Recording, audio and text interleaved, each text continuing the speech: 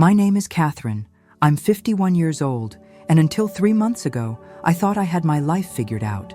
I'd spent 27 years working as a regional manager for a retail clothing chain, climbing slowly but steadily from sales associate to a position with real responsibility and a salary that allowed me to live comfortably in Denver, Colorado. I had a nice apartment in a decent neighborhood, a reliable car, and enough savings to feel secure. I wasn't wealthy, but I was stable, independent, and proud of what I'd built through sheer determination and hard work. I'm the middle child in my family, sandwiched between my older sister Victoria, who's 54 and works as a real estate agent in Phoenix, and my younger brother Nathan, who's 48 and runs his own accounting firm in Chicago.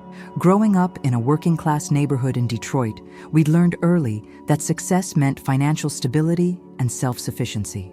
Our father, Thomas, had worked in manufacturing for 40 years before retiring, and our mother, Linda, had been a secretary at a law firm until her retirement 5 years ago. They'd instilled in all of us that asking for help was a sign of weakness, that true strength meant handling your problems alone. My parents moved to Scottsdale, Arizona after they retired, buying a modest 3-bedroom house in a quiet community where they spent their days golfing, gardening, and enjoying the warm weather.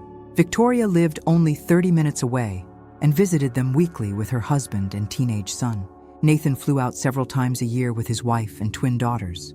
And then there was me, divorced for 8 years with no children, living halfway across the country, visiting maybe twice a year when I could carve out vacation time from my demanding job. The divorce had been my decision, but still painful. My ex-husband, Robert, had been a good man, but we'd grown into different people who wanted different things. He'd remarried within 2 years and now had a baby daughter with his new wife. We maintained a cordial but distant relationship, exchanging brief emails on birthdays and holidays. I dated sporadically since the divorce, but never seriously, throwing myself into work instead of relationships, building my career into something I could be proud of. Looking back, I'd probably worked too much, said yes to too many extra shifts, volunteered for too many projects, all to prove my worth to a company that saw employees as interchangeable parts. But that's how corporate retail works. You're only as valuable as your last quarter's numbers, and loyalty flows in only one direction. The first sign of trouble came last summer, when our parent company announced a merger with a larger retail conglomerate. There were immediate assurances that nothing would change, that jobs were secure, that the merger would only strengthen the company. I'd been through enough corporate restructuring to know those assurances meant nothing. Still, I'd survived previous rounds of layoffs and reorganizations. I had seniority, strong performance reviews, and relationships built over nearly 3 decades. I thought I was safe. By fall, the restructuring began in earnest. Corporate positions were consolidated, redundant roles were eliminated, and the company started pushing older, higher-paid employees toward early retirement packages. I was called into my district manager's office on a gray October morning, and the moment I saw the HR representative sitting there with a folder, I knew. "Catherine, we appreciate your many years of service to this company," my district manager, Joel, began with the scripted sympathy they all used. "However, with the organizational restructuring, your position is being eliminated. We're offering you a severance package of 3 months' salary plus continuation of benefits for that period." I sat there numb as they walked me through paperwork, explained my options, and assured me this wasn't about my performance, but about right-sizing the organization for future growth. The words washed over me, meaningless corporate jargon designed to soften the blow of having your livelihood stripped away with 2 weeks' notice. I cleaned out my office that same day, packing 27 years of work into 2 cardboard boxes, while former colleagues avoided eye contact or offered uncomfortable condolences. I drove home in a daze, carried the boxes up to my apartment, and sat on my couch staring at nothing for hours. At 51 years old, with decades of experience in an industry that was clearly eliminating positions like mine, what were my prospects? Who was going to hire a middle-aged retail manager when they could get someone younger and cheaper? The first month, I attacked the job search with determination. I updated my resume, created profiles on every job site I could find, and applied to dozens of positions. I had a few phone screenings, even 2 in-person interviews, but nothing materialized. The feedback, when I got any, was always the same: overqualified, too specialized in a dying retail model, or the unspoken truth: too old and too expensive. By the second month, my savings were dwindling faster than I'd anticipated.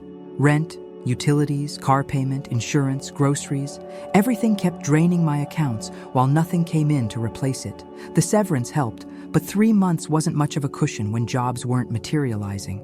I started cutting expenses, canceled subscriptions, stopped eating out, bought only essentials. But even with aggressive budgeting, I was watching my financial security evaporate.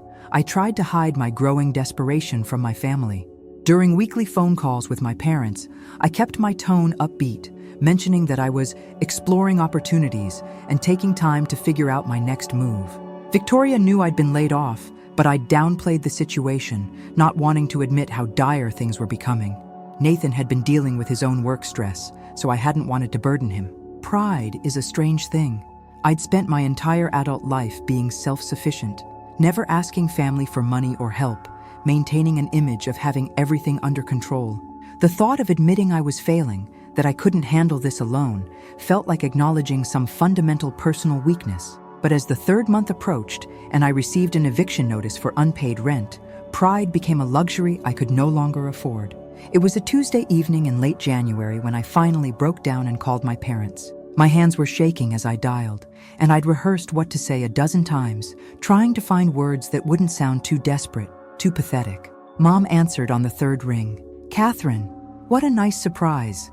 We were just finishing dinner." "Hi, Mom. Is Dad there? I need to talk to both of you about something." My tone must have conveyed the seriousness because her voice immediately shifted. "Hold on. Let me get him on speaker." I heard shuffling, then Dad's voice. "Catherine, everything okay?" I took a deep breath. "No, actually, things aren't okay. The job search has been much harder than I expected, and I'm running out of money. I received an eviction notice today. I'm going to lose my apartment if I can't come up with 2 months' rent by the end of the week." There was silence on the other end. I rushed to fill it. "I know this is a lot to ask, and I've never asked for help before, but I'm begging you. Could you loan me money for the rent? Just enough to buy me time to find something? I'll pay you back as soon as I'm working again, I promise. Or if you can't loan me the money, could I maybe come stay with you for a little while? Just until I get back on my feet?"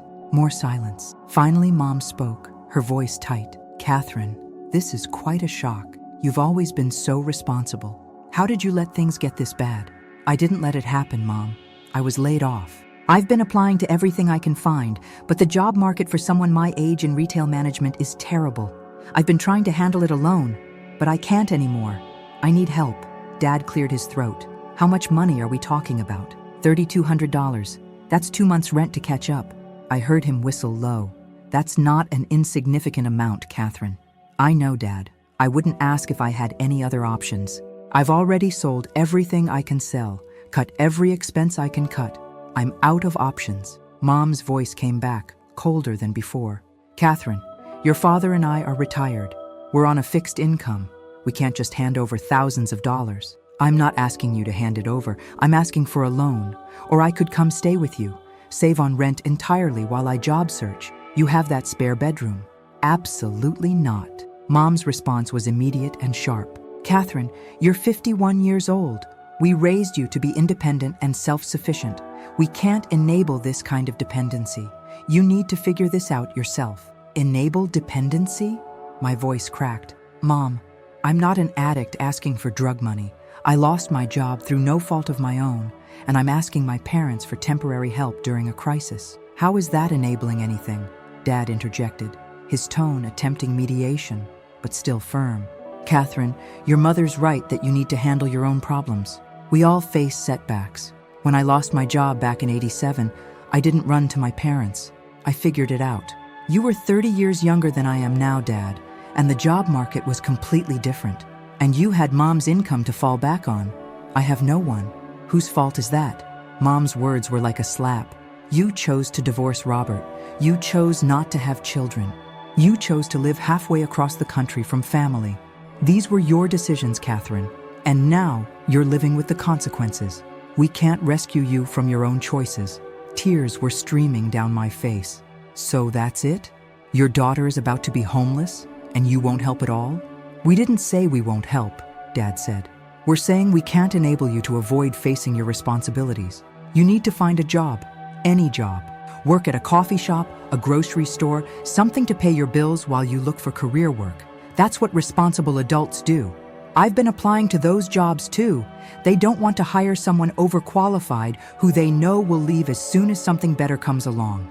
I'm trapped in this impossible middle ground where I'm too experienced for entry-level work, but too old and expensive for the jobs I'm qualified for. Mom sighed heavily. Catherine, I'm going to be very direct with you. You can't stay here, not even temporarily. Your father and I have built a nice retirement life, and we're not going to disrupt it by having our adult daughter move in because she can't manage her finances. You need to figure this out on your own. Sell your car if you have to, move to a cheaper apartment, get a roommate, but you cannot come here, and we cannot give you money. It's time for you to grow up and handle your problems like an adult. The words landed like punches. My own mother, telling me I couldn't come home, that asking for help during the worst crisis of my adult life meant I wasn't grown up enough. You're really going to let me become homeless? My voice was barely a whisper. You're not going to be homeless if you make smart choices, Dad said. There are always options, Catherine. You're just not willing to make the hard decisions. I've been making hard decisions for 3 months. I'm asking for help because I've exhausted every other option. Then you'll have to get more creative, Mom said flatly. I'm sorry you're struggling, but this is not our problem to solve. You're an adult. Act like one. They hung up shortly after, leaving me sitting on my couch in my soon-to-be former apartment, staring at my phone in disbelief. My parents, the people who were supposed to be my safety net, had just told me I was on my own. That asking for help made me weak, immature, irresponsible. That they'd rather see me homeless than enable me by offering temporary shelter. I cried until I had no tears left, then sat in numb silence as darkness fell around me. Eventually, I called Victoria. She answered cheerfully, but her tone shifted when she heard my voice. Kath, what's wrong? I explained everything. The job loss I'd been hiding, the financial crisis, the eviction notice, and finally, the conversation with our parents. She listened in silence until I finished. They said, what? Her voice was incredulous. They told you that you couldn't come stay with them? Not even temporarily? Mom said they weren't going to disrupt their retirement to enable my dependency, that I need to grow up and handle my problems alone. Victoria was quiet for a moment. Kath, I'm going to tell you something, and it's going to make you angry. But our parents aren't the people we thought they were. They're selfish. They always have been. But it's gotten worse since they retired. Everything is about their comfort, their life, their peace. Anyone else's needs are seen as inconvenient impositions. But they're our parents, Vic. Aren't parents supposed to help their children when they're struggling? You'd think so. But Mom and Dad have always believed that asking for help is weakness. Remember when I went through my miscarriage and needed Mom to come help with Tyler?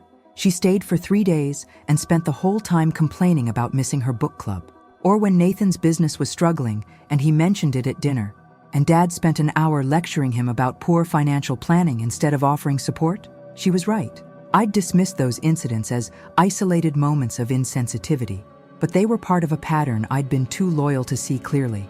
Listen, Kath, Victoria continued, her voice softening. You can come stay with me and David. We have space, and your family. Real family helps each other without conditions or lectures. I started crying again, but this time with relief rather than despair. Are you sure? I don't want to impose. You're not imposing. You're accepting help from someone who loves you. There's a difference. Start packing. I'll drive up this weekend to help you move. That conversation changed everything. Victoria and her husband David welcomed me into their home with genuine warmth and zero judgment. They cleared out their guest room, helped me put my belongings in storage, and treated me not like a burden, but like family. Victoria's son, my nephew Tyler, was thrilled to have his aunt around, and I found myself helping with homework and cooking family dinners in a way that felt purposeful. Living with Victoria also revealed truths about our parents that I'd been shielded from by distance.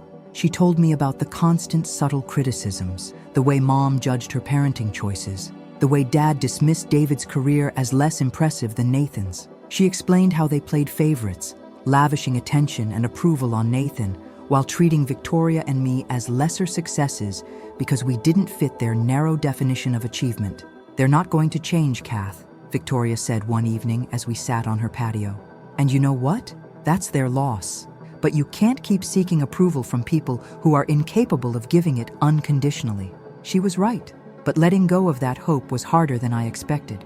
For weeks, I waited for my parents to call, to check how I was doing, to maybe apologize for their harshness. The calls never came. When I finally called them to let them know I was staying with Victoria, Mom's response was brief. "Well, I hope you're not taking advantage of your sister's generosity the way you tried to take advantage of ours." That comment revealed everything I needed to know about how they saw me, as a potential parasite rather than a daughter in crisis. Living in Phoenix also unexpectedly opened new opportunities. Victoria introduced me to some of her real estate contacts, and one of them mentioned that their property management company was looking for an experienced manager. It wasn't retail, but my organizational skills and people management experience translated well. I interviewed and was offered the position at a salary slightly less than what I'd been making, but with better work-life balance and room for growth. I accepted immediately. For the first time in months, I felt hopeful about the future. I started the job and found I actually enjoyed it more than retail. Instead of pushing products, I was solving problems for real people, helping tenants with maintenance issues, working with property owners to improve their investments, building a team that actually felt collaborative rather than cutthroat. After 2 months of working and saving, I was able to move into my own small apartment near Victoria's house. It was modest, much smaller than my Denver place, but it was mine. The day I signed the lease, I felt a sense of accomplishment that had nothing to do with my parents' approval and everything to do with my own resilience. Victoria threw me a housewarming party, inviting some of her friends who'd become mine during my stay. We laughed, ate pizza, and celebrated not just my new apartment, but my new beginning. Nathan flew out with his family for the weekend, and for the first time in years, our gathering felt genuine rather than performative. We talked about real things, shared actual struggles, and supported each other without judgment. Notably absent from any of these conversations, our parents. I'd sent them my new address out of courtesy, received no response. Nathan mentioned he'd told them about my new job, and Mom's only comment had been, "Well, she should have done that from the beginning instead of wallowing in self-pity." That comment, relayed by Nathan, was oddly liberating. It confirmed that my parents were incapable of celebrating my recovery because it would require acknowledging they'd been wrong to refuse help. Their worldview couldn't accommodate both their self-image as good parents and the reality that they'd turned their daughter away during her darkest moment. 6 months after that devastating phone call, I was thriving. My new job had led to a promotion to senior property manager, overseeing multiple properties. I'd made new friends, built a life in Phoenix near Victoria's family, and discovered a strength I hadn't known I possessed. The woman who'd begged her parents for help no longer existed. In her place was someone who understood that asking for help wasn't weakness, refusing to give it was. Then, in late summer, I received an unexpected call from Nathan. "Kath, you need to brace yourself. Dad had a stroke. He's in the hospital in Scottsdale. It's pretty serious." My first instinct was immediate concern, followed quickly by a more complicated mix of emotions. I called Victoria, and we drove to the hospital together. When we arrived at Dad's room, Mom was there looking exhausted and frightened. She looked up when we entered, and for a moment, I saw relief flash across her face. "Victoria, Catherine, thank God you're here. This has been terrible. I've been handling everything alone." The irony wasn't lost on me. She'd been handling a crisis alone, just as she'd expected me to do. But I pushed that thought aside. This wasn't about settling scores. This was about my father. Dad looked frail in the hospital bed, half his face drooping from the stroke, unable to speak clearly. The doctors explained he'd need extensive rehabilitation, that recovery would be long and uncertain, that he'd need significant support at home. Over the next few days, the reality of the situation became clear. Dad would need months of physical therapy, speech therapy, and help with basic daily activities. Mom, at 73, couldn't manage it alone. Nathan had already said he couldn't relocate from Chicago. That left Victoria and me, the daughters who lived nearby. Victoria and I had several long conversations about what to do. "I want to help Dad," I told her. "But I'm not going to let Mom treat this like we're obligated to fix her problem while she takes no responsibility for how she treated us." "Agreed," Victoria said. "We help on our terms, not hers." We called a family meeting. Me, Victoria, Nathan on video call, and Mom. We laid out a plan. Victoria and I would coordinate Dad's care, arrange for home health aides, manage his medical appointments, and provide emotional support. But Mom needed to acknowledge that she was receiving help, the same help she'd refused to give me when I'd needed it. "Mom," I said, keeping my voice steady, "when I was facing homelessness and begged you for help, you told me I needed to figure it out alone. You said asking for help was a sign of immaturity and that you couldn't enable my dependency. Do you remember that conversation?" She looked uncomfortable. "Catherine, this is different. Your father is seriously ill, and I was seriously in crisis. But according to you, I was supposed to handle it alone because I was an adult. Why doesn't that same logic apply now?" "This isn't the time for this discussion," she said sharply. "Actually, it's exactly the time," Victoria interjected, "because we're going to help Dad. We're going to be here for his recovery to support both of you through this. But you need to understand that we're doing this despite how you treated Catherine, not because we've forgotten it. We're doing it because we're better people than the lesson you tried to teach." Mom's face flushed with anger and embarrassment. "You're being cruel." "No," I said quietly. "We're being honest. Family helps family, Mom. That's what Victoria taught me when she took me in without hesitation or judgment.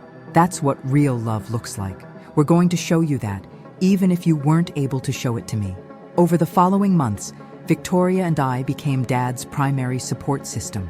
We coordinated his care, attended his therapy sessions, modified their house for his limited mobility, and provided the daily assistance he needed. It was exhausting, often frustrating, but also strangely healing. Dad, unable to speak much due to the stroke's effects, communicated through expressions and gestures. One afternoon, about 3 months into his recovery, he squeezed my hand and looked at me with tears in his eyes. I understood what he couldn't say. Remorse for how he'd treated me, gratitude for my presence despite it, recognition that he'd been wrong. "I forgive you, Dad," I whispered, "and I'm going to be here, because that's what family does." Mom, watching this exchange, turned away. She never apologized directly, never acknowledged her cruelty during my crisis, but her demeanor gradually softened. She started asking about my life, my job, my apartment. The questions felt stiff and uncomfortable, but they were attempts at connection she hadn't made before.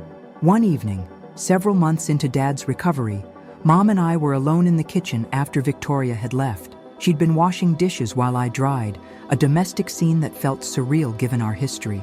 "Catherine," she said suddenly, not looking at me, "I was wrong. When you called asking for help, I was wrong." I stopped drying the plate in my hands, waiting. "I was scared," she continued. "Scared of losing the life we'd built. Scared of disruption. Scared of acknowledging that sometimes life doesn't follow the neat rules we create. It was easier to blame you, to say you should have handled it better, than to admit that sometimes good people face circumstances beyond their control and need help. I'm sorry." It wasn't a perfect apology. It didn't erase the pain of that night when she'd told me I couldn't come home. But it was something, an acknowledgement she'd been capable of, proof that even people set in their ways could grow. "Thank you for saying that, Mom. It means a lot. You've been remarkable through all this with your father, more generous than I deserved. Victoria, too. You're both better daughters than I was a mother in that moment."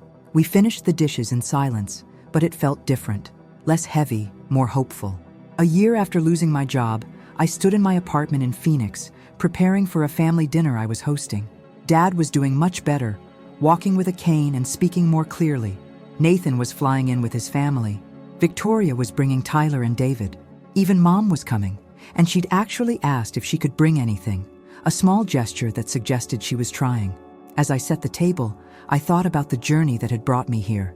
I'd lost my job, my apartment, my savings, and temporarily my sense of self. I'd been rejected by the people who should have been my safety net. I'd hit rock bottom in a way I'd never imagined possible. But I'd also discovered things I wouldn't have learned any other way. I'd learned that asking for help isn't weakness, it's wisdom. That family isn't about blood obligation, but about showing up with love when it matters. That resilience isn't about never falling, but about getting back up, often with someone's hand pulling you to your feet. When my mother told me I couldn't stay with them, that I needed to figure things out alone, she thought she was teaching me a lesson about responsibility. Instead, she taught me about grace, specifically about the grace Victoria showed me, and the grace I chose to show them in return when our roles reversed. The doorbell rang, interrupting my thoughts. My family began arriving, filling my small apartment with noise and life and love. Dad hugged me tightly, his recovery allowing him to express the emotions his stroke had temporarily trapped. Mom brought flowers and actually complimented my apartment. My siblings and their families brought warmth and laughter. As we gathered around my table, squeezed together in a space too small for this many people, but filled with more love than I'd felt in years, I realized something profound. Losing my job had led to losing my apartment, which had led to my parents' rejection, which had led to Victoria's acceptance, which had led to a new city, a new career, and ultimately, a new understanding of what family means. Sometimes the worst moments of our lives are doorways to better ones. Sometimes being told you can't stay here leads you to discover where you actually belong. And sometimes the people who refuse to help you in your crisis end up needing your help in theirs, teaching everyone involved what unconditional love truly means. I'd begged my parents for help and been turned away. But in that rejection, I'd found something more valuable: my own strength, my sister's love, and the knowledge that I could survive anything. And when the time came, I'd chosen to give my parents the help they'd refused me, not because they deserved it, but because I'd learned from Victoria that real love helps without keeping score. That was the lesson my mother couldn't teach me, but it was the one I'd learned anyway, through pain and perseverance and the kindness of a sister who understood that family means showing up, especially when it's hard, especially when you don't have to, especially when every reason exists not to, but love says otherwise.